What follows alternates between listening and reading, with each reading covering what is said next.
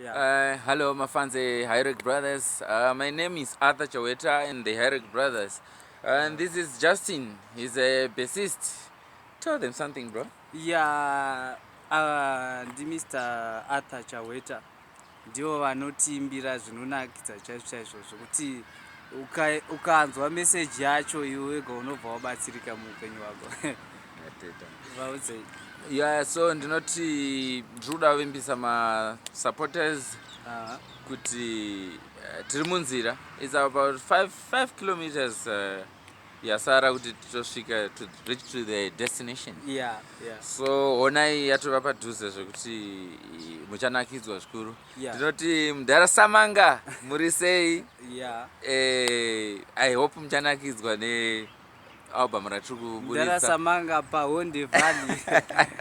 Yeah, kana tatanga nawo iyi zvingatonetsa tokwanisa kungopedza zuva rese tichiita zvatiri kuita parapa.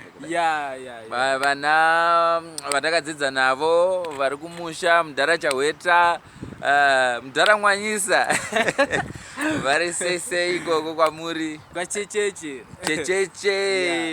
Chisumbanje, Machona, Veneka, Mukuguzi, Chiredzi, kwese ikoko ndiko kunzvimbo dzatakaberekerwa kwatakakurira.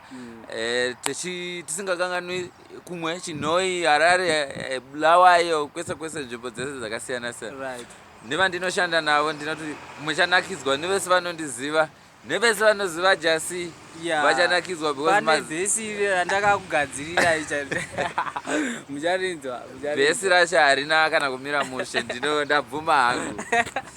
Right, bye. We love you.